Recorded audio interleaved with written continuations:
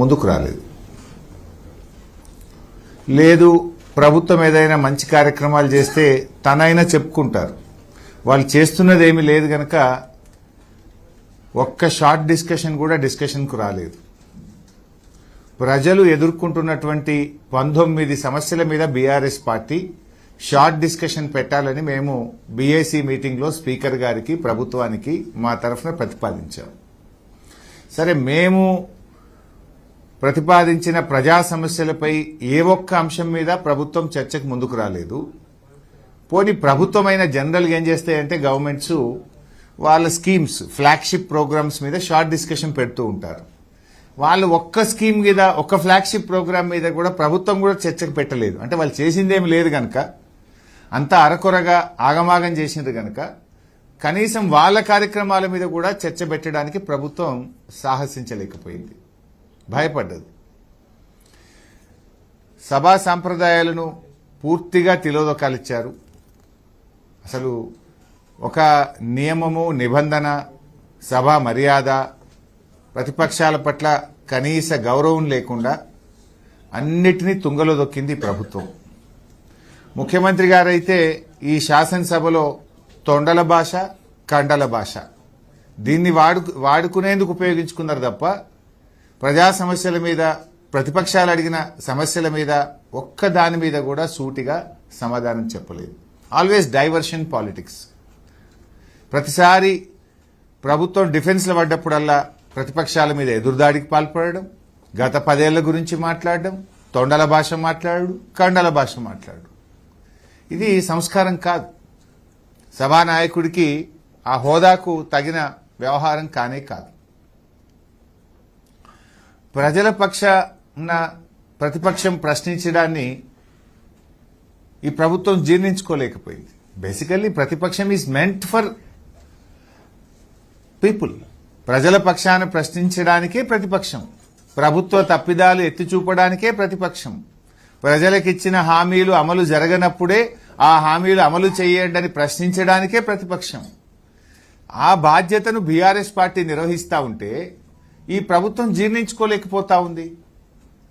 ప్రశ్నోత్తరాల సమయం నుంచి మొదలుకొని బిల్లుల ఆమోదం వరకు ప్రతిసారి కూడా ప్రభుత్వ తీరు ఎట్లా ఉందంటే ఈ ప్రభుత్వానికి శాసనసభ అంటే ఒక గౌరవం లేదు, కనీస మర్యాద లేదు అనేటువంటిది స్పష్టంగా తేలిపోయింది. మేమేదైనా ప్రశ్నలు అడిగితే అసలు ఆ ప్రశ్నలు చర్చకు రాకుండా ప్రయత్నం చేస్తున్నారు. షార్ట్ మన మార్నింగ్ క్వశ్చన్ అవర్ ఏదైతే ఉంటుందో, మా క్వశ్చన్ 4వ క్వశ్చన్ 5వ క్వశ్చన్ ఉందనుకోండి, ఫస్ట్ క్వశ్చన్ మీదనే గంటన్నర నడుపుడు, ఆ క్వశ్చన్ రాకుండా చేసుడు, లేదంటే ప్రశ్నోత్తరాల సమయాన్ని ఎత్తివేసుడు. గత శాసనసభల్లో ఎప్పుడు చూసినా బడ్జెట్ రోజు కూడా ప్రశ్నోత్తరాల సమయం ఉండేది,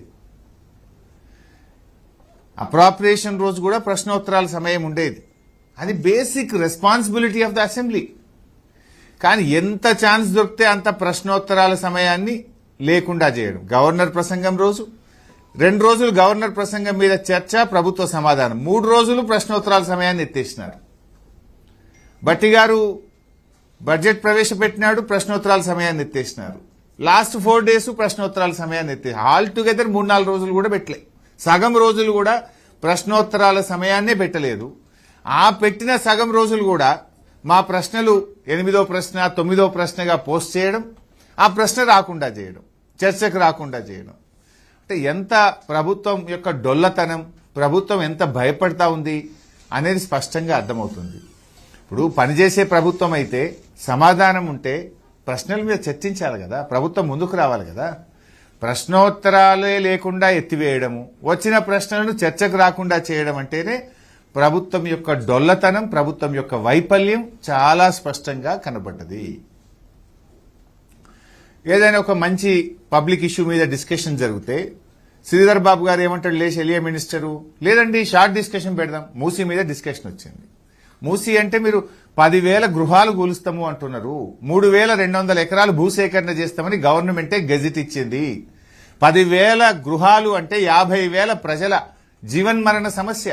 50,000 ప్రజలు కంటి మీద కునుకు లేకుండా, నిద్రాహారాలు లేకుండా ఉన్న ప్రజల గురించి మాట్లాడదామంటే షార్ట్ డిస్కషన్ పెడదామంటాడు. వస్తుందా షార్ట్ డిస్కషన్? ఒక్క షార్ట్ డిస్కషన్ అన్న పెట్టిందా? అంటే అప్పటి మందం దాటవేయడానికి షార్ట్ డిస్కషన్ పేరిట దాటవేయడం, పక్కదో పట్టించడం, పారిపోవడం, ఇది ప్రభుత్వ విధానం. ఇకపోతే ఏ ఒక్కదాని విషయంలో ప్రతిరోజు అసెంబ్లీ మీరు కూడా చూశారు, నేను అనేక సార్లు లేవనే, ఏ ఒక్క రోజైనా అసెంబ్లీ టైంకి స్టార్ట్ అయిందా? నేను బీఎస్సీలో కూడా చెప్పాం, 10ంటికి ఏందండి అసెంబ్లీ, 8:30కి పెట్టండి, పొద్దున్నే 8:30కి అసెంబ్లీ సమావేశపరచండి, ఓ గంటన్నర సమయం కలిసి వస్తుంది అంటే అసెంబ్లీ 8:30కి పెట్టడానికి ప్రభుత్వం ముందుకు రాదు, 10ంటికి పెడతారు. పోనీ 10ంటికన్నా అసెంబ్లీ స్టార్ట్ అయిందా? ఏ రోజు కూడా 10 అంటే 10ంటికి స్టార్ట్ కాలే, 10:05, 10:06, 10:10. అసలు సమయ పాలన లేదు, సభ అంటే మర్యాద లేదు, గౌరవం లేదు. ఇదేదో గాంధీ భవన్ లాగా మార్చేసింది శాసనసభను. గాంధీ భవన్లో మీ ఇష్టం ఉన్నట్టు చేసుకోండి. శాసనసభ అంటే అన్ని పక్షాలది, అత్యున్నత ప్రజాస్వామ్య విలువలు కలిగిన చట్టసభ. ఈ చట్టసభ ప్రతిష్టను, గౌరవాన్ని కూడా మంటగలిపే విధంగా ప్రభుత్వం యొక్క వ్యవహార శైలి ఉండే. House adjourned for tea break అంటారు. టీ బ్రేక్ ఎంతసేపు ఉంటుందండి? 10 నిమిషాలు ఉండాలి. House adjourned for lunch break అంటారు. లంచ్ అంటూ అర్ధగంట 45 నిమిషాలు ఉండాలి. ముఖ్యమంత్రి ఢిల్లీకి వెళ్ళి వస్తున్నాడు అని 4 గంటలు మళ్ళీ సభను బెల్లే కొట్టరు. లేదు ఫైనాన్స్ మినిస్టర్ ప్రిపేర్ అయ్యి వస్తారా? అసెంబ్లీలో కూర్చొని ప్రిపేర్ అవుతారా?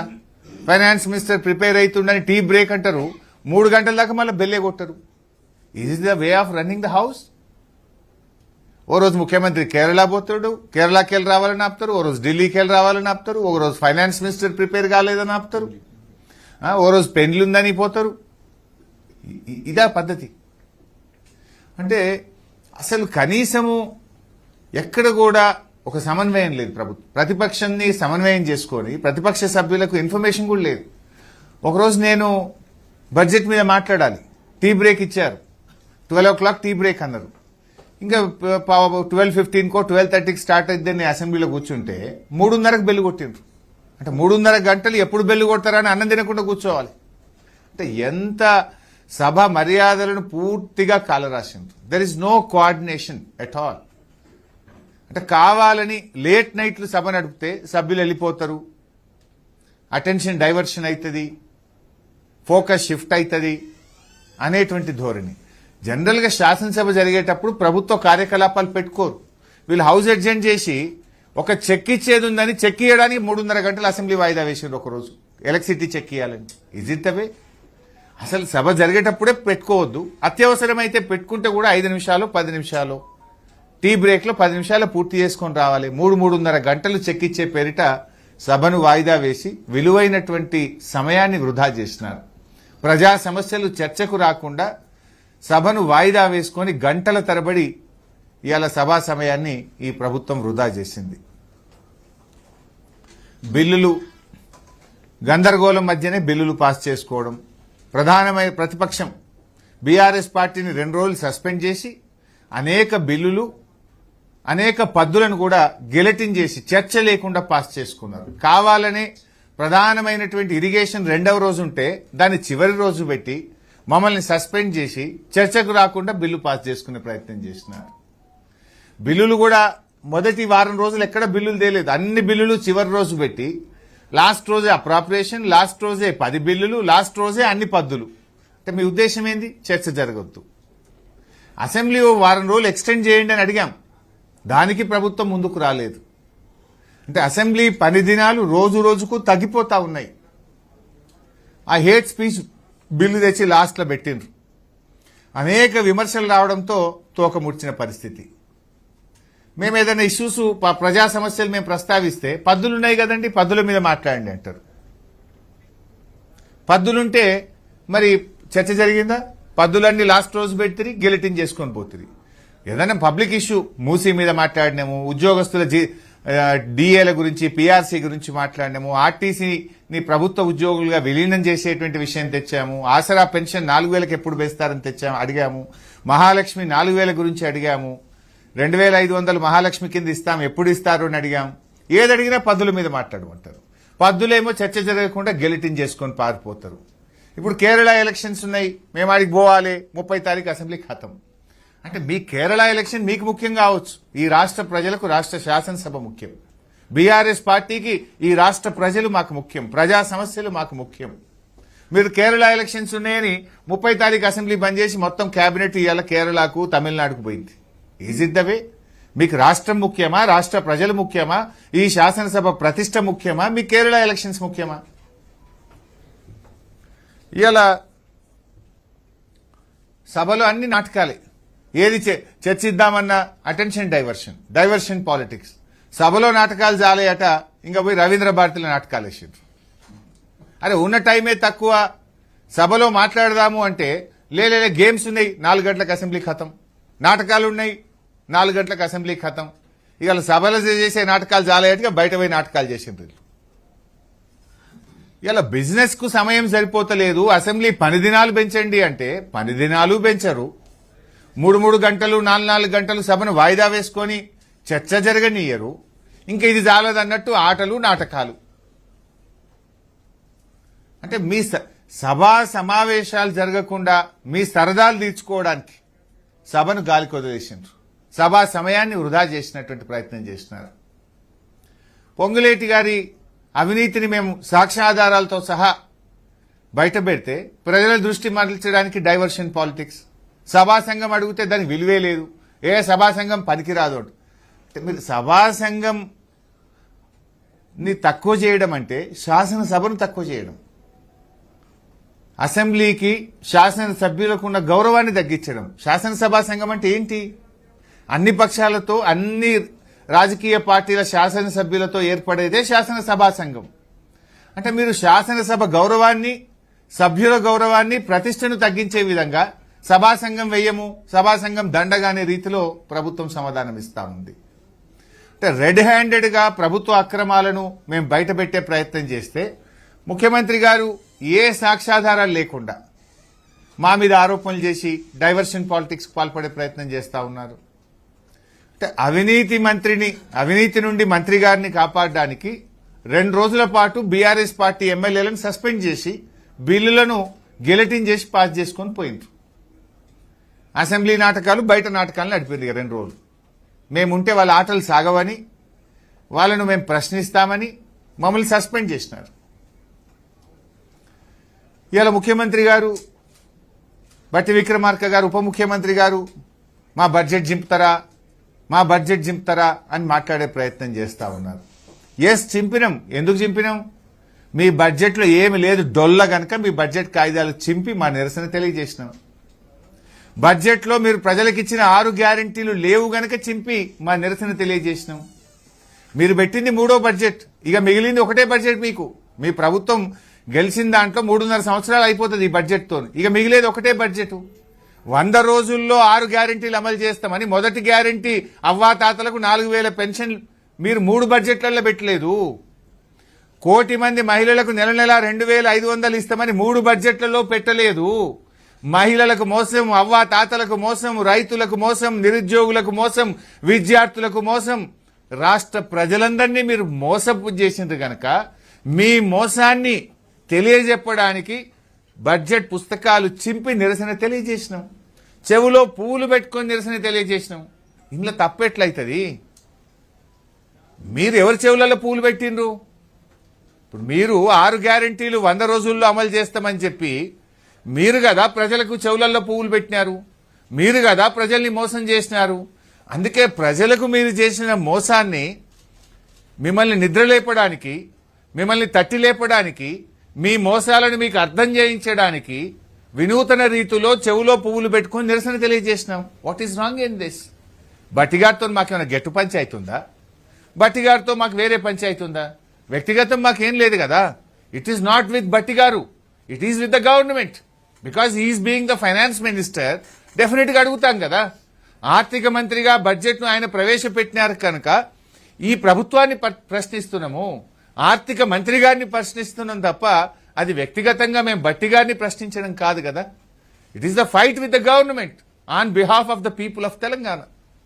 తెలంగాణలోని ప్రజల పక్షాన, ప్రజల గొంతుకగా బీఆర్ఎస్ పార్టీ పనిచేసిందే తప్ప బట్టి గారితో గెట్టు పంచాయతీతో ఇంకో వేరే పంచాయతీ మాకు లేదు.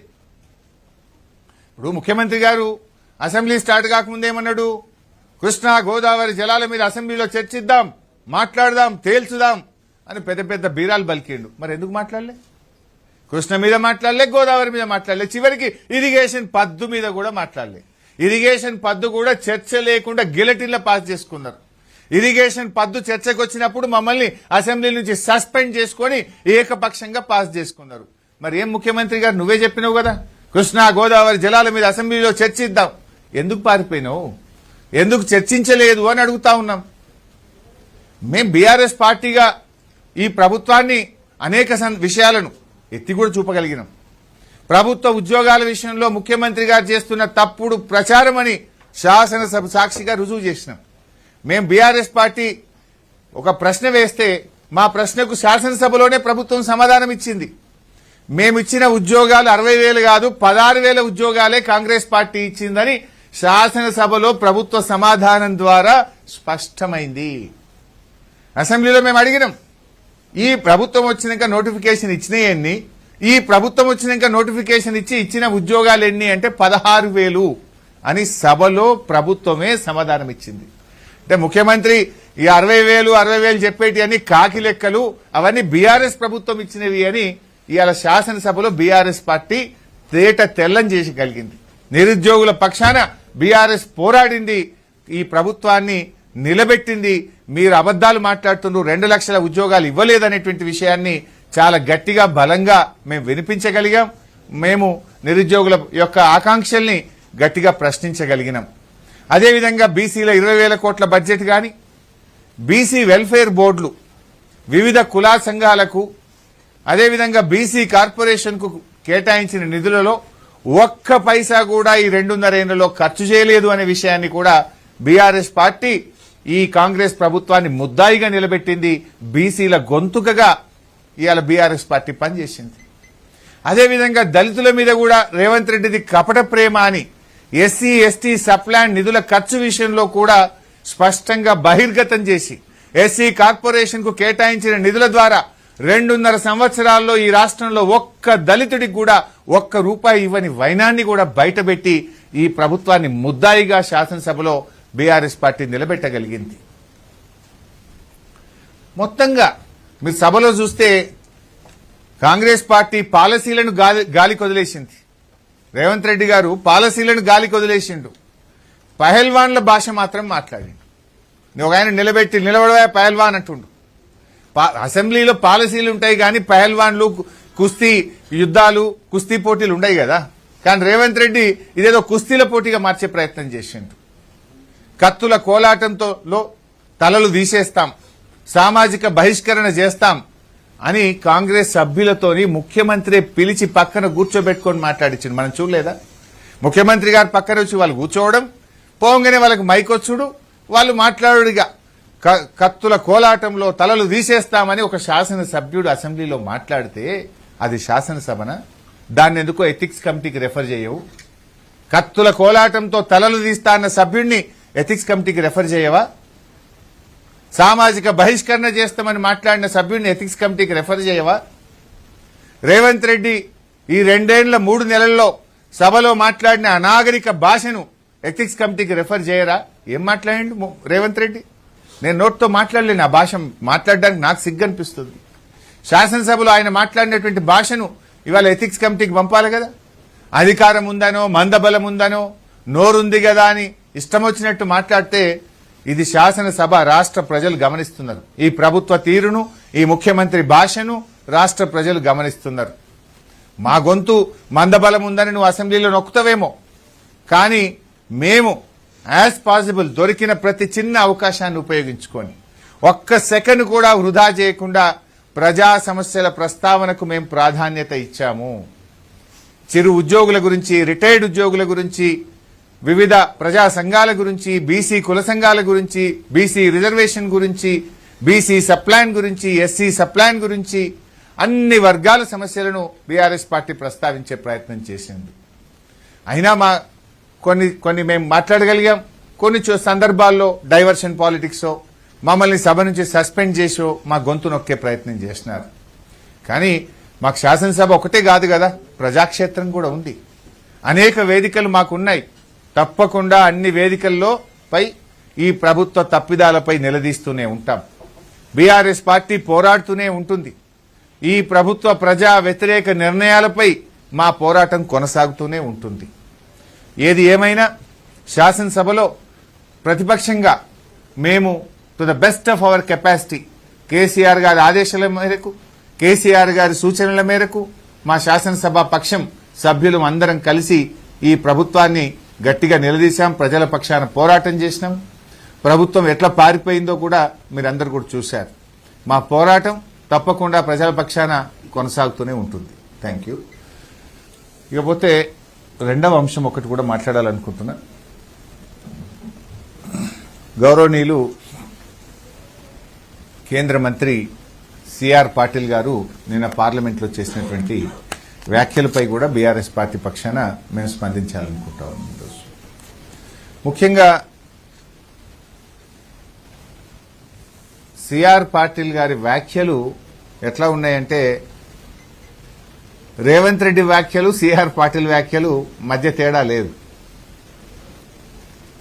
అంటే బీఆర్ఎస్ మీద బురద జల్లడంలో కాంగ్రెస్ బీజేపీల ఫెవికాల్ బంధం బయటపడ్డది. కాళేశ్వరం మీద పెట్టిన ఖర్చే 90,000 కోట్లు, 1,00,000 కోట్లు కొట్టుకుపోయినాయి అని ఎట్లా మాట్లాడతాడు? అది రేవంత్ రెడ్డి భాష. అదే భాష ఆయన మాట్లాడండి. అసలు ఈ కాళేశ్వరం ప్రాజెక్టుకు కేంద్ర ప్రభుత్వమే అన్ని రకాల అనుమతులు ఇచ్చింది. కేంద్ర ప్రభుత్వమే కాళేశ్వరం ప్రాజెక్టు దేశానికి ఆదర్శమని కేంద్ర ప్రభుత్వ సంస్థలు, కేంద్ర మంత్రులు, సర్వోన్నత న్యాయస్థానం కూడా చాలా స్పష్టంగా చెప్పింది. ఇవాళ గడ్కరీ గారు హైదరాబాద్కు ఇవాళ కాళేశ్వరం జలాలు వస్తున్నాయి, కాళేశ్వరం ప్రాజెక్టు తెలంగాణకు వరప్రదాయని అని మరో కేంద్ర మంత్రి గడ్కరీ గారు మాట్లాడిన వ్యాఖ్యలు. అప్పటి గవర్నర్ నరసింహన్ గారు తెలంగాణ రాష్ట్ర సాగు తాగునీటి సమస్యలకు ముక్తిని ప్రసాదించే ప్రాజెక్టే కాళేశ్వరం ప్రాజెక్ట్ అని ఆనాటి రాష్ట్ర గవర్నర్ గారు మాట్లాడిన వ్యాఖ్యలు. ఈనాటి మంత్రి కోమటిరెడ్డి వెంకటరెడ్డి గారు దేశ చరిత్రలోనే కాళేశ్వరం లాంటి గొప్ప ప్రాజెక్టు లేదని ఈనాటి మంత్రి కోమటిరెడ్డి వెంకటరెడ్డి గారు మాట్లాడిన వ్యాఖ్యలు. మ్యాగ్సెసే అవార్డు గ్రహీత గౌరవనీయులు రాజేందర్ సింగ్ గారు కాళేశ్వరం ప్రాజెక్టుతో గోదావరి ప్రాజెక్టు ఒక జీవనదిగా మారిందని మ్యాగ్సెసే అవార్డు గ్రహీత రాజేందర్ సింగ్ గారు చెప్పిన వ్యాఖ్యలు. అదేవిధంగా CWC chairman, central water commission chairman Masood Hussain garu దేశములో ఎక్కడి లేని విధంగా కాళేశ్వరం పనులు జరుగుతూ ఉన్నాయి, ప్రాజెక్టు డిజైను, పనుల ప్రణాళికలు చాలా బాగున్నాయని ఆనాటి సిడబ్ల్యూసి చైర్మన్ మసూద్ హుసేన్ గారు ఈ ప్రాజెక్టుకి ఇచ్చిన కితాబ్. పంజాబ్ ముఖ్యమంత్రి గారు భగవత్ సింగ్ మాన్ గారు ఈ కాళేశ్వరం ప్రాజెక్టును విజిట్ చేసి మేము నేర్చుకున్నాం, ఇది అద్భుతమని చెప్పినటువంటి మాటలు. అమెరికాలోని సొసైటీ ఆఫ్ సివిల్ ఇంజనీర్స్ వారు కాళేశ్వరం ప్రాజెక్టుకు అవార్డు ఇచ్చి ఈ ప్రాజెక్టు పట్ల కితాబునిచ్చినటువంటి మాటలు. సర్వోన్నత న్యాయస్థానం సుప్రీంకోర్టుకు న్యాయమూర్తులు కూడా కాళేశ్వరం ప్రాజెక్టును ప్రశంసిస్తూ మాట్లాడినటువంటి వ్యాఖ్యలు. ఇట్లా ఎన్నెన్నో ఉన్నాయి. అవి కాదు, నిన్నగాక మొన్న economic survey of India, Bharat సర్కార్, ఇది నాది కాదు, కేంద్ర ప్రభుత్వం, భారత్ సర్కార్, కేంద్ర ప్రభుత్వం ఇదే పార్లమెంట్ సమావేశాల్లో పార్లమెంట్లో టేబుల్ చేసిన ఎకనామిక్ సర్వే రిపోర్ట్ ఇది. ఈ రిపోర్ట్లో ఏం చెప్పారో కూడా నేను చదివి వినిపిస్తాను. This is the full report. ఇందులో page number 231. In Telangana the cultivated area which stood at 1.31 crore acres in the year 2014, it increased to 2.20 crore acres by the year 2023 due to major flagship programs such as Kaleshwaram lift irrigation project. ఇది నేను చెప్పలే, కేంద్ర ప్రభుత్వం పార్లమెంట్లో పెట్టిన economic survey పుస్తకం. గడ్కరీ గారు చెప్పింది నిజమా? ఢిల్లీలో పార్లమెంట్లో ఎకనామిక్ సర్వే రిపోర్ట్లో చెప్పింది నిజమా? లేదు నిన్న రాజ్యసభలో నీళ్ల మంత్రి చెప్పింది నిజమా? ఎవరి మాట నిజం? మీరే కదా అద్భుతం, కాళేశ్వరం వల్ల తెలంగాణలో సాగునీటి వసతి రెట్టింపైంది, తెలంగాణలో పంటల ఉత్పత్తి రెట్టింపైందని మీరే కదా చెప్పింది. ఇదొకటే, ఇదేమో ఢిల్లీలో పార్లమెంట్లో పెట్టింది, ఇదేమో రాష్ట్ర అసెంబ్లీలో నిన్న ఉత్తమ్ కుమార్ రెడ్డి గారు నిన్న అసెంబ్లీలో పెట్టిన పుస్తకం. ఇది నాది కాదు. ఉత్తమ్ కుమార్ రెడ్డి 2026-27 బడ్జెట్ బుక్లో నిన్న అసెంబ్లీలో పెట్టిన పుస్తకం. ఆయన గారు ఏం చెప్తారంటే, నిన్నేమంటాడు రేవంత్ రెడ్డి గాని సిఆర్ పాటిలు 1,00,000 కోట్లు కొట్టుకపోయింది, ఖర్చు పెట్టింది 90,000 కోట్లు అయితే 1,00,000 కోట్లు కొట్టుకపోయింది అంటారు. మరి 1,00,000 కోట్లు కొట్టుకపోతే ఉత్తమ్ కుమార్ రెడ్డి గారు ఏమంటారు, ఇంట్లో 2024-25లో కాళేశ్వరం ప్రాజెక్టులో ఇప్పుడు బారుతున్న లక్షల ఎకరాలకు అదనంగా 24-25లో 3,000 ఎకరాలు కొత్తగా పారకం పెరిగింది, 25-26లో 5,000 ఎకరాలు కొత్త ఆయకట్టు సాగులోకి తెచ్చాము అని నీళ్ల మంత్రి ఉత్తమ్ కుమార్ రెడ్డి సభలో పెట్టిన నివేదిక. మరి 1,00,000 కోట్లు కొట్టుకపోతే ఈ కొత్త పారకం ఎడికెళ్ళి వస్తుంది? ప్రాజెక్టే కొట్టుకపోయి మరి కొత్త పారకం ఎడికెళ్ళి వచ్చింది? అంటే ఇదంతా కూడా బీఆర్ఎస్ మీద బురద రాజకీయం, బురద జల్లే రాజకీయం. ఇప్పుడు నిన్న మొన్న మనం భువనగిరి జిల్లాలో ఆలేరు ఎమ్మెల్యే గారు, భువనగిరి ఎమ్మెల్యే గారు పోయి కాలువలకు నీళ్లు, పంట పొలాలకు నీళ్లు వదులుతూ నెత్తి మీద నీళ్లు చల్లుకుంటున్నారు కదా. మరి అవి నీళ్లు కాళేశ్వరం నీళ్లు కావా? నిన్న కాక మొన్న ముఖ్యమంత్రి గారు పోయి గంధమల్ల ప్రాజెక్టుకు కొబ్బరికాయ కొట్టిండు. గంధమల్ల ఏంటిది? Is it not extension of Kaleshwaram? గంధమల్లకి ఎక్కడి నుంచి పోతాయి నీళ్లు? మిడ్మానేర్ నుంచి అనంతగిరి, అనంతగిరి నుంచి రంగనాయక్ సాగర్, రంగనాయక్ సాగర్ నుంచి మల్లన్న సాగర్, మల్లన్న సాగర్ నుంచి కొండపోచమ్మ సాగర్, కొండపోచమ్మ సాగర్ నుంచి గంధమల్ల బోలు. ఇవన్నీ కాళేశ్వరం కాకపోతే ఏంది? Is it not Kaleshwaram? ఇవన్నీ లేకపోతే గంధమల్లకు నీళ్ళు వస్తాయా? ఇవన్నీ కాళేశ్వరంలో నిర్మించినాయే కదా. అంటే కాళేశ్వరం ఇంటాక్ట్ ఉంది కనుక, నీళ్లు పారుతున్నాయి కనుక నువ్వు గంధమల్లకు పోయి కొబ్బరికాయ కొట్టినావు నల్లగొండల. నిన్నగాక మొన్న ముఖ్యమంత్రి గారు హైదరాబాద్కు 20 టీఎంసీల నీళ్లు తెస్తున్నా, మూసీలో గోదావరి నీళ్లు పోస్తున్నాను, అవి కాళేశ్వరం నీళ్లు కావా? 8,000 కోట్ల రూపాయలతో ఇప్పుడు పనులు జరుగుతున్నాయి కదా. 1,00,000 కోట్ల కాళేశ్వరం కొట్టుకపోతే 8,000 కోట్లతోని నువ్వు నీళ్లకు కాలువలు ఎందుకు తవ్వుతున్నావు? నీళ్లే లేకపోతే, కొట్టుకునే పోతే 8,000 కోట్లతోని మల్లన్న సాగర్ నుంచి హైదరాబాద్ కు కాలువ పనులు ఇప్పుడు ఎందుకు జరుగుతున్నాయి? అది నీ ప్రాజెక్టే లేకపోతే 8,000 కోట్లు ఎవడన్నా మెదడున్నోడు ఖర్చు పెడతాడా? పనులు చేస్తాడా? అంటే కాళేశ్వరం ఈజ్ ఇంటాక్ట్. కాళేశ్వరంలో నీళ్లున్నాయి. మల్లన్న సాగర్ లో ఈ నిమిషానికి 25 టీఎంసీల నీళ్లున్నాయి. అందుకే ఆ నీళ్లను హైదరాబాద్ కు తెస్తా అంటున్నావు. అంటే కాళేశ్వరం ఈజ్ ఇంటాక్ట్. ఇలా అంటే ఈ వాస్తవాలను మరుగున పరిచే ప్రయత్నం చేస్తున్నారు. నేను సిఆర్ పాటిల్ గారు కోరుతా ఉన్నా, రండి ఒక్కసారి తెలంగాణకు పోదాం, యాదాద్రి జిల్లాలో పోయి అడుగుదాం, గతంలో నీళ్లు బారినాయా, ఈ నీళ్లు కాళేశ్వరం నీళ్ళా కావా? యాదాద్రి జిల్లాలో భువనగిరి ఆలేరు ప్రజలను అడుగుదాం. పోదాం జగిత్యాల జిల్లాకు పోయి చొప్పదండి, జగిత్యాల, మెట్టుపల్లి ఆ జిల్లా ప్రజల్ని అడుగుదాం, రైతులను అడుగుదాం. పోదాం కరీంనగర్ జిల్లా, కరీంనగర్, మానకొండూరు, హుస్నాబాద్ రైతులను అడుగుదాం.